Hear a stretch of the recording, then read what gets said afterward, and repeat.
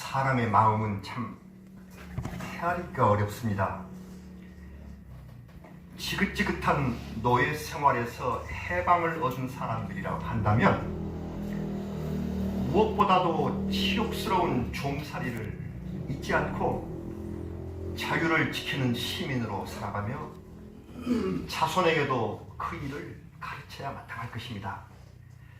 그러나 사람들은 그 큰 감격이 사라지고 힘겨운 현실과 마주하게 되면 자유의 고귀한 가치는 사라지고 순간적 욕망을 탐하는 존재가 되어버립니다. 지금 당장 목이 마른데 자유가 내게 물 한 방울이라도 줄 수가 있느냐, 이런 식입니다. 모세를 따라서 출애굽한 이스라엘 백성이 그랬습니다. 400년이 넘는 노예의 사슬을 끊게 하시고 홍해의 물을 가르시고 가나안 복지의 회복을 약속하신 하나님의 은혜에 얼마나 환호하며 감사를 드렸는지요. 그러나 곧 광야의 행진이 계속되자 배가 고프고 목이 마른 겁니다. 즉시 불평 불만이 터져나오기 시작했습니다. 오늘 성경 같이 읽기가 어려우니까 제가 할게요. 출애굽기 17장 3절은 이렇습니다.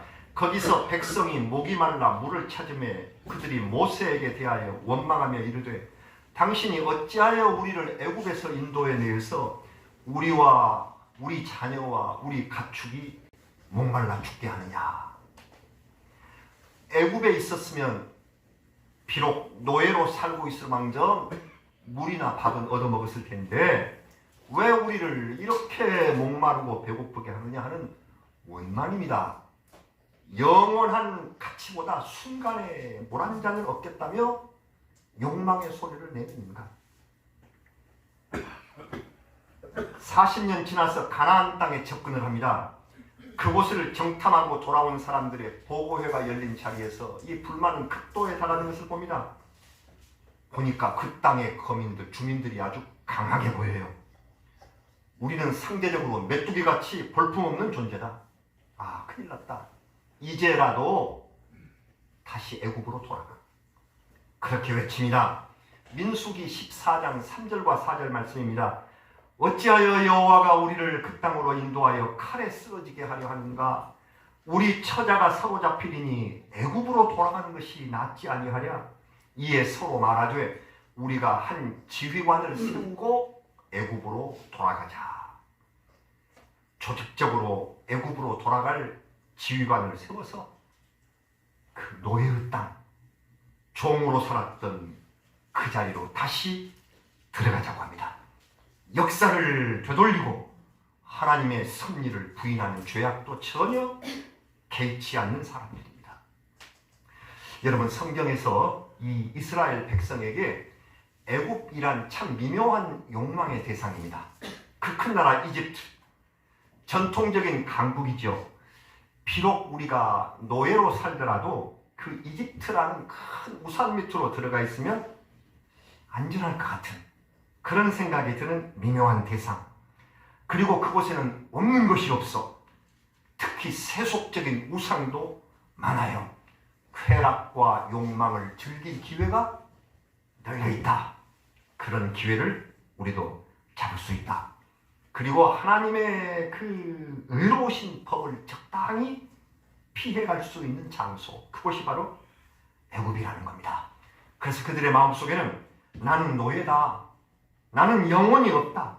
그저 욕망대로 살아가는 이런 인생, 애굽이 나는 더 좋아. 이렇게 말하고 싶은 사람이 많습니다.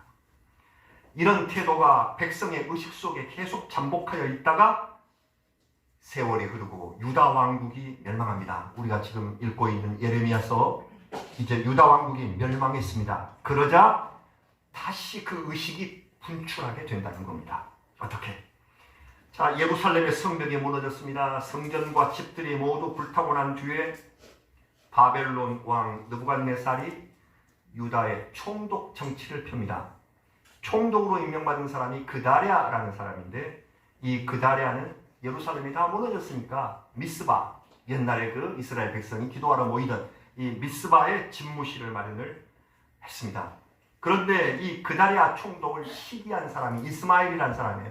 이스마엘은 자기가 옛날에 왕의 종친이었는데 왜 그다리아가 총독을 주냐 말이에요. 내가 줘야지. 그러면서 총독을 암살합니다. 무고한 순례자들을 죽입니다. 그리고 난 다음에 암몬으로 도망갔죠. 이 사태를 수습한 지도자가 요하난이라는 사람인데 이 요하난은 이스마엘의 이 반란을 정리하고 보니 이제 바벨론 왕이 무서워요. 바벨론이 임명한 총독이 좀 죽고야 났으니 큰일 났다. 하나님께서는 이 땅을 지키라 하고 말씀을 하셨지만 바벨론 왕이 두려워서 마음으로 결정합니다. 그래, 애굽이다. 우리 애굽으로 가자. 비록 종으로 살겠지만 하나님도 떠나고 바벨론도 떠나서 애굽에 내려가면 하늘의 여왕이 있다고요. 성경에 자꾸 나오는 이 하늘의 여왕을 섬기고 살면 그 하늘의 여왕은 풍요의 여신이요 다산의 여신입니다. 많은 것들이 생기리라고 봐요. 우리에게 즐거움을 줄 것이다. 그렇다. 애굽으로 가자. 얼마나 세속적인 판단입니까? 그러면서 이 표리부동한 요한한이 예레미야에게 기도를 부탁합니다. 선지자 예레미야여, 우리의 갈 길과 할 일을 보여주시기를 원합니다. 아주 겸손한 채 기도를 요청합니다. 그러나 이미 자기들이 마음을 정해놓고 형식적으로 기도 요청을 한 것입니다. 인간의 욕심을 따라서 먼저 마음으로 결정해놓고 그 위에 이것이 하나님의 뜻이냐 포장하려고 하는 사람들이 많습니다. 내가 정해놓고 그리고 하나님이 이것을 인정해 주기를 바라요. 이것이 옳은 일이냐? 이것은 마음을 속이는 짓이다 하고 성경이 말씀합니다. 하나님께서는 예레미야가 기도를 시작한 지 열흘 만에 응답하셨는데 너희는 애굽으로 가지 말라. 그리고 너희가 지금 너희 마음을 속였다. 예레미야 42장에서 그렇게 말씀을 하셨습니다. 애굽으로 가서는 안 된다. 너희는 마음을 속이면서 거짓으로 기도한 채 가장한다. 하지만 이 지도자와 백성들은 말씀을 거부하고 기어이 애굽으로 내려갑니다. 여기 성경을 읽으시면서 의문이 남는 것은 이 애굽 행렬 속에 예레미야 선지자와 선지자의 서기인 바룩 이분들도 같이 애굽으로 간대요. 왜 그랬을까? 강제로 이들이 선지자를 끌고 간 것 같습니다. 그래서 예레미야 선지자는 애굽에서 죽었어요. 성경에 예레미야의 죽음이 나오지 않지만 BC 580년, 즉 유다가 망한 지 6년 만에 애굽 땅에서 반대자들의 돌에 맞아서 순교한 것으로 역사가 기원합니다. 그러나 예레미야가 강제로 끌려가기는 했지만 어쩌면 예레미야 선지자는 하나님께 불순종하는 이 백성들을 불쌍히 여겨서 삶의 마지막 순간까지 그들을 위하여 기도하며 설교하고 선포하기로 작정하고 애굽으로 내려간 것처럼 보입니다. 이것이 하나님을 섬기던 그 고통의 선지자 예레미야의 마지막 길이었습니다. 오늘 본문 말씀, 우리 함께 읽으신 이 말씀은 애굽에서 백성에게 선포한 예레미야의 마지막 설교입니다. 마지막 설교의 뒷부분, 거의 끝부분입니다. 이제 그 다음 장인 45장부터는 바룩에게 임한 하나님의 짧은 메시지, 그리고 여러 나라들의 경고하는 말씀으로 예레미야서가 끝을 맺습니다. 마지막 설교를 우리가 읽으셨습니다. 예레미야 선지자는 애굽 백성에게 하늘의 여왕이라는 우상을 섬기지 말라고 먼저 말합니다. 자꾸 성경에서 보셨을 텐데 하늘의 여왕, The Queen of Heaven, 하늘의 여왕, 이것은 아스다롯과 비슷한 신입니다. 늘 우리가 보셨던 바알과 아스다롯, 여성신이죠. 다산의 여신입니다. 이 여신을 섬기면 많이 낳고 많이 얻고 풍요하다. 사람의 욕망에 맞추어서 만들어낸 대표적인 우상 가운데 하나가 하늘의 여신 여왕 아스타롯입니다. 하나님은 비록 애굽에서 주의 이름을 부르는 자가 없을지라도 이들을 버리지 않겠다. 그리고 너희 남은 자들을 다시 돌아오도록 길을 열어주시겠다. 이렇게 말씀하십니다. 여기서도 다시 돌아오겠다. 여러분, 우리 하나님은 무엇이 아쉬워서 그토록 애타게 기다리실까요? 오늘 우리 28절에서 읽으시지 않았습니까? 너희가 애굽 땅에서 나와서 다시 유다로 돌아오리니 거기 살던 이 남은 자가 내 말과 그들의 말 가운데서 누구의 말이 진리인지 알 것이다. 여러분, 하나님의 사랑을 벗어나서 우상이 들끓는 저 세속, 그리로 내 마음대로 살겠다고 떠난 배신자들을 기다리시는 하나님의 이유가 무엇입니까? 그들이 돌아오는 것을 진리로 삼으셨을까요? 이 하나님의 뜻을 어떻게 설명해야 할까요? 애굽에서 다시 돌아올 기회를 주시는 하나님의 구원과 사랑, 예레미야 선지자는 그 사랑을 진리라고 오늘 성경에서 말씀하셨습니다. 성도 여러분, 오늘은 5월 8일 어버이날이고 또 어버이 주일, 날짜가 서로 일치하는 참 좋은 날이네요. 가정에서 어버이를 모시고 있는 성도, 기쁨과 감사로 효성을 다하시기 바랍니다. 어버이가 천국에 계시는 성도님들, 자애로우시던 그 모습을 다시 한번 생각하시며 하나님께 감사를 올리고 이제 내가 좋은 부모, 좋은 할아버지 할머니가 되기 위한 노력을 다하십시다. 우리 최근에 읽은 누가복음 15장에서 탕자라고 불리는 잃은 아들, 이 잃은 아들을 되찾은 아버지의 사랑을 다시 한번 새겨봅니다. 아버지에게서 자기 몫의 유산을 뺏듯이 챙겨서 먼 나라로 가버린 아들을 우리는 탕자라고 불러요.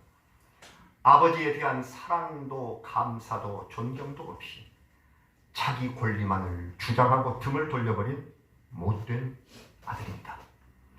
이 아들은 아버지의 교훈이나 돌봄의 틀을 벗어나고 싶었을 것입니다. 그래서 우상이 득실되고 세속의 혼락이 있는 그곳으로 가면 아무런 간섭도 없이 나만의 인생을 즐길 수 있을 것이다 하고 생각했었을 것입니다. 이것은 곧 이스라엘 백성이 틈만 나면 아버지 하나님을 버리고 애굽으로 가고자 하는 그런 욕망의 심정과 일치합니다. 이 아들이 가고자 하는 곳은 세속의 세상, 곧 성경으로 말하자면 애굽이죠. 그래서 이 아들도 욕망이라는 이름의 먼 나라 애굽으로 떠나버린 것입니다. 그런데 이 바보 같은 아버지는 자나깨나 그 아들을 잊지 못합니다. 아들이 하나뿐이라면 그럴 듯도 합니다마는 집에는 아버지 말씀을 잘 따르는 큰아들이 있어요. 못된 자식 하나 잃어버렸다고 여기면 될 것 아닙니까?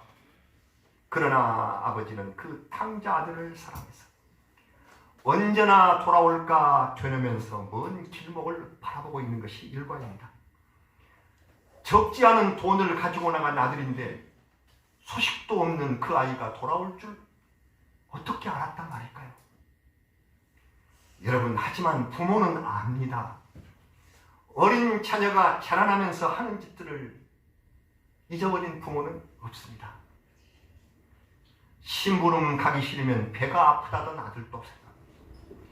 용돈이 궁하면 학교에 내야 할 돈이 많다고 거짓말하던 딸도 기억하고, 이성 친구를 사귀게 되면 도서관에서 늦게까지 공부하고 와야 한다고 둘러대던 내 자녀의 핑계, 부모는 다 알고 있습니다. 하지만 부모는 일일이 들추어내지 않고 그럴 때가 됐구나 그러면서 마음으로 웃음 짓던 이가 바로 부모라는 이름을 가진 분 아닙니까? 다 압니다. 그래서 탕자의 아버지는 아들이 지금쯤이면 돌아오겠다 하고 다 알고 있습니다. 왜? 그 아이가 무슨 세상 경험이 있나요? 사람을 사귀는 안목이 있나요? 오직 부모의 배려 속에서 자라는 그가 큰 돈을 가지고 애굽이라는 세속으로 나가보아야 결과는 뻔한 것이 아닙니까? 처음에는 친구가 생기겠죠. 돈 쓰는 재미에 빠지겠죠. 투기도 하겠죠. 하지만 돈이 떨어지면 버림받고 주위의 사람도 다 떠나게 될 터이니 네가 돌아올 날이 머지않았다. 정말로 그랬습니다. 탕자는 돼지가 먹는 쥐업 열매로 줄인 배를 채우다가 돌아왔습니다. 아버지는 그 아들이 그렇게 돌아올 줄 미리 알고 길목을 지켜보고 계셨어요.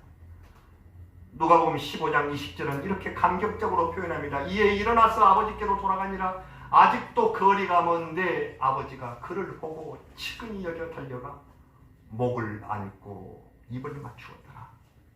배신하고 떠난 백성을 기다리시는 하나님의 진리, 그 진리가 바로 여기 누가복음 15장의 아버지의 마음입니다. 아버지의 기쁨과는 달리 형은 별로 반갑지 않았네요. 아버지의 재산을 탕진해버린 못된 아우에게 잔치까지 베풀어 주는 것은 마땅치 않는 일이라고 생각해서 아버지에게 항의했습니다. 당연히 그렇습니다. 율법에 따르면 이 탕자는 내쫓기거나 그에 대한 벌을 받아야 할 사람이에요. 공직사회에서 잘 쓰는 용어가 있었습니다. 저도 직장생활을 하면서 항상 머릿속에 새긴 신상필벌. 상을 줄 만한 사람에게는 반드시 상을 주고, 필벌, 벌을 받아야 할 사람에게는 꼭 그에 따르는 벌을 내려야, 그래야 조직이 운영된다는 것이죠. 상벌을 분명히 하자는 형의 주장이 바로 율법과 상통합니다. 그러나 하나님의 심판 기준이 오직 신상필벌에만 있다면 주님의 잔치에 참여할 사람은 없습니다. 아무도 없습니다. 우리도 그 잔치에 참여하기가 어렵습니다. 이때 아버지가 하신 말씀, 이 내 동생은 죽었다가 다시 살아납니다. 내가 잃었다가 다시 얻은 아들이다. 그래서 우리가 즐거워하고 기뻐하는 것이 마땅하다. 이렇게 말씀을 했습니다. 이것이 하나님이 우리에게, 자꾸 배반하는 우리에게 약속하신 말씀이신 것입니다. 하나님께서는 형제에게 없는 것을 부모에게 주시네요. 그래서 부모의 특별한 이 사랑은 긍휼이라는 말씀과 통합니다. 우리 성경에서 자꾸 나오는 긍휼. 긍휼은 마음으로 가엽게 여겨 도움을 베풀어 준다 하는 의미입니다. 형제에게 없는 이 긍휼을 부모에게 주셔서 부모의 사랑으로 긍휼을 근간하게 여기게 하셨다. 어제 설교를 정리하다가 뉴스를 보니까 별 뉴스도 아닌 게 크게 떠서 이게 뭔가 봤더니 보셨을 것입니다. 어제 일어난 일인데 송파구에서 어젠가요? 그젠가요? 출근길에 웬 까치 2마리가 나타나서 출근하는 사람하고 머리를 쪼아버렸어요. 보셨습니까? 근데 다행히 크게 다치지는 않았대요. 그래서 머리를 쪼인 사람은 정신이 없고 도중 이제 있고 있는 일이 이것들이 왜 이러지 하고 이제 119에 신고를 했는데요. 까치 새끼가 옥상에서 떨어진 거예요. 그래서 이 땅에 떨어져서 요게 이제 다시 날지를 못하는데 아빠 까치하고 엄마 까치 애비 그렇게 해야 되나요? 같이 애미하고 2마리가 와서 이걸 지켜요. 그리고 그 뭔 모르고 출근하는 그 옆으로 걸어가는 사람의 머리를 막 쪼아서 공격을 했다. 보십니다. 뭐 뉴스 크게 났어요. 그래서 이 119가 와서 상황을 파악하고 요걸 이제 하니까 또 이제 막 119에 이제 접근을 하고요. 그래서 그 좀 기술이 있는 분들이 해서 치료를 하여서 옥상에 이제 올렸답니다. 그럴 때 마지막 사진이 그 옥상 건너편 옥상에서 자기 새끼가 다 있는 걸 2마리가 앉아서 이렇게 바라보고 지키고 있는 것으로 뉴스가 끝났습니다. 야, 이거 어버이날 뉴스로구나. 이런 가치에게까지 긍휼을, 자기의 새끼를 지켜야 한다는 그러한 긍휼을 주신 하나님. 예수께서 육신이 아픈 사람을 보시고 불쌍히 여기셨을 때에 그 사용한 헬라어 말이 엘레오스라는 말인데, 이 엘레오스를 번역한 말이 긍휼입니다. 영어로는 mercy라고 말하고요. 헬라어는 엘레오스. 우리는 긍휼. 그래서 헬라어 기도문에서는 엘레이엠에 나를 불쌍히 여겨 주십시오. 라틴어의 공동 기도문으로 유명한 기리의 엘레이션 들어보셨을 거예요. 기리의 엘레이션. 주님 나를 불쌍히 여겨 주시옵소서. 긍휼입니다. 이 긍휼이라는 말 속에는 창자가 끊어진다는 의미가 포함되어 있습니다. 얼마나 고통이 심하면 창자가 끊어질까요? 창자의 순 우리말이 애입니다. 애. 그래서 애 끊는. 애 끓는이 아니에요. 애 끓는, 이것도 공동 표준으로 쓰기로 했습니다만은 애 끓는이란 말은 실은 틀리고 애 끊는. 창자가 끊어지는 아픔. 그 말입니다. 애 끊는 심정. 저 애국 땅 같은 세상으로 떠났다가 다시 거짓골이 돼서 돌아온 그 자녀를 보는 부모님의 마음이 바로 이 애끓는 심정. 긍휼은 수직적인 내리사랑의 의미가 강합니다. 같은 형제나 같은 교우 그리고 같은 처지에 있는 사람끼리 베풀기 어려운 것이 긍휼입니다. 이 긍휼은 위에서부터 내려오는 부모 같은 그 사람, 하나님의 성품을 그대로 닮은 부모의 사랑, 아무런 보상이 없어요.